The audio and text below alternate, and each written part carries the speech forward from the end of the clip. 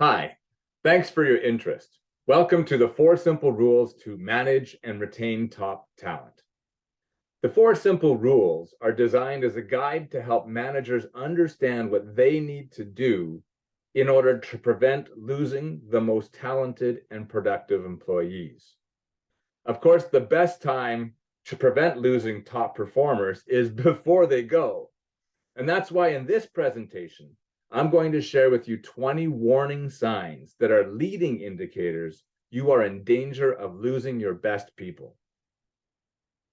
If you're already dealing with an employee turnover issue, this presentation will help you understand what you need to do in order to prevent further loss of talent. There's nothing worse than losing a top performer who's delivering exceptional value to the bottom line and someone you've spent years developing. You don't want to lose those people to the competition. And although experts can't agree on exactly how much it costs an organization to replace an employee, it is definitely in the thousands of dollars. If you follow this chart, for your low-paying positions, you're looking anywhere from $5,000 to $20,000. For your mid-range staff, anywhere from $50,000 to $100,000, and for your higher paid positions, it could be hundreds of thousands of dollars. Now, most people think, well, how are you measuring that cost? And here's a list for you. Now, the direct costs are pretty easy, and they're on the low end, but easily thousands of dollars. It's really the indirect costs that are much harder to measure, but also have the biggest impact on your organization. For example, one excellent employee could create hundreds of happy customers talking about your business every year, which could result in thousands of referrals. Conversely, a new mistake-prone employee could create hundreds of negative conversations around your brand, potentially preventing thousands of new customers walking through your door. And that says nothing about reduced morale or the loss of critical institutional knowledge. So let's jump into it. Rule number 1, never forget the agreement. Here's the agreement. You, as the employer, get the results that you want and need, and they, as the employee, get the life they want.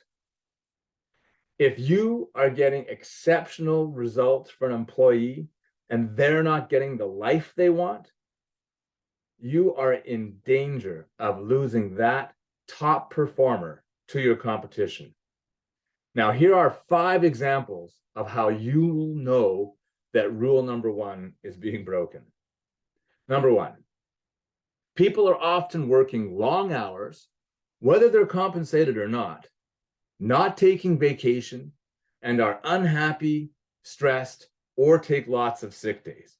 If any of those things are happening, you're breaking rule number 1. Number 2, leaders are reactive and wait until people complain before acting to rebalance the agreement. It is a recipe for resentment. Number 3, leaders are not clear when an employee is delivering exceptional value in their role. How are you going to know if the agreement is in balance if you haven't figured out how a person delivers exceptional value? Number 4, results are never good enough, and good people are asked to do more than everyone else just because they can. Number 5, supervisors aren't allowed to balance the agreement in creative ways that don't involve an increase in pay. If any of those symptoms are present in your organization, you're breaking rule number 1, and you may be in danger of losing a top performer. Rule number 2, don't take caring for granted. Now, I know this is a controversial rule because most business owners feel like, hey, I'm paying you, that means you should care. And although that's true for most people, And most people start out by caring about doing a good job. If you take it for granted, you may discover that that caring is going away or is gone. Now, the more that you can associate company goals with personal goals, the more likely people will care. So now here are 5 ways that you'll know you're breaking rule number 2. Number 1 is leadership thinks that caring should be automatic or is unimportant. Number 2, organizational initiatives often encounter resistance or fail to be implemented. Number 3, only company-focused language is used when talking about goals or performance. Number 4, there's a lack of passion in people's work, and people are mostly just going through the motions or doing enough, just enough not to get fired. And number 5, fear is the default motivator. Hey, if we don't do this, something bad's going to happen. Now, just take a second and consider, are any of these things happening in your organization? Now, I'm not saying it's automatic that if these things are happening, you're going to lose people, but they're in the danger zone. You're in danger of losing your top performers. Rule number 3. Business owners love this rule in contrast to the other rule, and that's expect excellence. Now, new managers often get this wrong, thinking that they want to be nice, and that being nice and keeping people accountable are mutually exclusive. Now, the reality is that top talent wants to be part of a winning team. And so expecting excellence is actually a critical component for keeping top talent. Now, if you don't follow this rule, not only will you be less attractive for talented people, it will also cost you a lot of money. Consider this Harvard Business Review study that followed 32 companies for 11 years.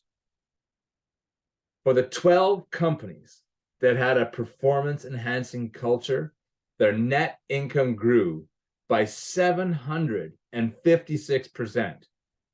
And for the 20 who didn't, the net income growth was only 1%. Now, if that doesn't convince you to invest in leadership development, I don't know what will. So here are 5 ways you know that you might be breaking rule number 3 in expecting excellence. So again, as I'm saying these out, think about your organization or your circumstances and try and determine, is this rule being broken? Number 1, conversations about performance are rare, emotional, and or uncomfortable. Number 2, there are different standards expected depending on who the person is, and they aren't written down. Number 3, there are some high-paid employees who are just coasting. Number 4, people are often late, take extra long breaks, are not keeping promises, and there's gossip. Number 5, your team cannot easily articulate the standards expected when asked. So if you're breaking those rules, you are failing to expect excellence, and it is costing you money. Rule number 4, maintain the happy relationship ratio. This is especially important if you're in a high growth scenario where people have a very demanding workload, or if you're in a turnaround, if things are going badly and everybody's focused on trying to do something better. Maintaining the happy relationship ratio is critical in those circumstances. So the ideal ratio of praise to criticism is more than 5-1. Companies who get this right create lasting growth and are more profitable than their competitors. It remains the #1 free tool to generate success in business, and yet most organizations don't understand what it truly takes to follow the rule. That's because the ratio is more than 5-to-1, and that seems excessively high to most people. So here's how you know if rule #4 is being broken. People are defensive, and there is resistance to simple requests. #2, there's an overall vibe that is not energy giving. People, as soon as people walk into the office, energy starts being drained. There's a lack of coordination and collaboration between departments. This can be especially evident between operations and sales. There are unresolved interpersonal conflicts. #5, people are isolated and often will go long periods of time without speaking to each other. #5 is often exacerbated by a hybrid environment where people are working from home. So now you know the rules. Unfortunately, knowing isn't enough. Only new actions create different results. So what is super important if you want different results is understanding what it takes to support people to take action. I'm going to spend about a minute or two talking about that. So in traditional programs, there are long training sessions, lots of new processes and systems, and there's lots of personal change required. And the support, if it's there, is often in the form of expensive coaching. These programs focus on knowing. Now, what works is flipping that on its head. Have easily consumable tips, so you don't have a ton of information you have to absorb. And then 90% support, timely reminders, group support, daily encouragement. Now, when you do that, what you're focused on is doing. And let me explain why that works. BJ Fogg is the author of Tiny Habits and is a Stanford professor. He's been studying behavior for decades. And in his research, he uncovered that action only occurs when 3 things happen at the same moment. That's motivation. People are motivated to do it. They have the ability to do it. And there's a trigger to make them want to do it. Now, traditional programs that focus on knowing only help with ability. 1 out of the 3 things that are needed for people to take action. And that even does a bad job of doing that. Because most people, according to research, forget about 90% of what they learn within 2 weeks. So how do you go from a knowing-based program to a doing-based program? How do you make sure that all 3 of these things are present so people take action? This has been the basis of my research for years, and I'm going to share with you what I include in my programs so that people actually take action instead of just know more.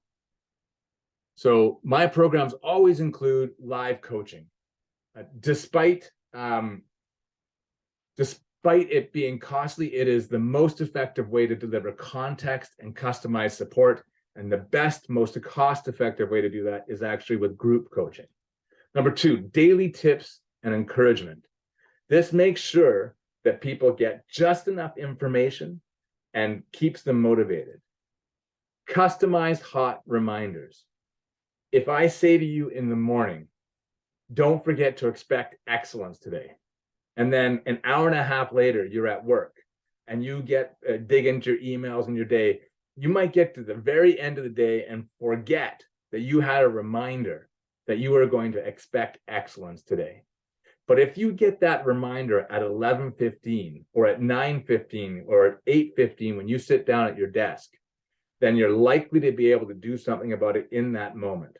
That's called a hot reminder. It's really important if you want to follow what it takes to have people take action. Habit focused. You can do a lot of things, but if you're not focused on a habit, it's really hard to create lasting results. Peer support. Sometimes people don't believe they can change, but when they see other people doing it, then they think, well, if they can do it, I can do it too. So doing it as a group is really important if you want to help actually people take action. Engagement metrics. Owners love this, and it actually makes a big difference for people doing it. What gets measured gets done, and it ensures accountability. Progress celebration. That speeds habit creation. Most of the time, we feel bad about ourselves when we're learning something new, and that actually is antithetical to forming a habit, because habit only forms when you crave a reward. So celebrating your progress is important. And gamification with points and rewards decreases resistance to change. It short circuits the fear response to I'm becoming a different person to I'm just playing a game. Lastly, you want to make it ease of access. So I use virtual sessions. So I invite you, if you like what you heard today, but you want to go beyond knowing and have this be alive in your organization and taking action before you lose your top performers, I've got a program that is designed to help managers integrate the 4 rules into action. It's perfect for managers or supervisors who want to drive bottom line results while also being the kind of leader that people love working with. It's excellent for subject matter experts who want to increase their expertise at managing people, like lawyers or carpenters, programmers, engineers. It's also great for senior leaders who have been so focused on high-level strategy. They want to take some time and make sure they're refocusing on connecting and engaging with their team and taking a more active role in preventing employee turnover. So here's some of the guaranteed outcomes. If your team does this program, I will guarantee these outcomes or you don't pay. They will identify danger zone employees who need immediate attention. They'll understand how to rebalance the agreement. They will be able to turn their frustrations and your frustrations into standard expectations. They will also generate positive energy and connection with their team. And they will be able to start to integrate these rules into their routine. Lastly, they will identify people deserving of acknowledgement. Now, these are the guaranteed outcomes, but you should also expect to be happier and less stressed. You'll be a more skilled communicator. And most importantly, when you follow these rules, it is way more likely that you will prevent people from leaving your organization, unwanted employee turnover. I'm sure you've heard the phrase that people don't quit jobs, they quit people. Bad managers account for over half of all employee turnover. So make sure your managers and supervisors understand what they need to do and make sure they aren't the reason why people are leaving by helping them integrate these 4 rules into their routine. So if you're committed to taking action, go ahead and click the button on this page that says book a call, because we have developed a technology that supports people develop habits in just a few minutes per day. So even for busy teams, this program will work. I'm not going to spend a ton of time on myself, but what you really need to understand is I have experience on both sides of the coin. I know what it's like to be an employee. I know what it's like to be a manager and executive director. And I also know what it's like to be a business owner, the one who's actually writing the checks. I know how hard that is, and I can offer that perspective to every person I work with. I've also got varied industry experience. I know I've worked with my hands. I've been in hospitality. I've been in technology. I've been in professional services. So I know how to relate to a lot of different people, which really helps me to give customized feedback to help managers do their job effectively. So that's it. Thanks for taking the time to listen. I look forward to speaking with you and figuring out if we're fit to work together. Thanks again. Have a good day.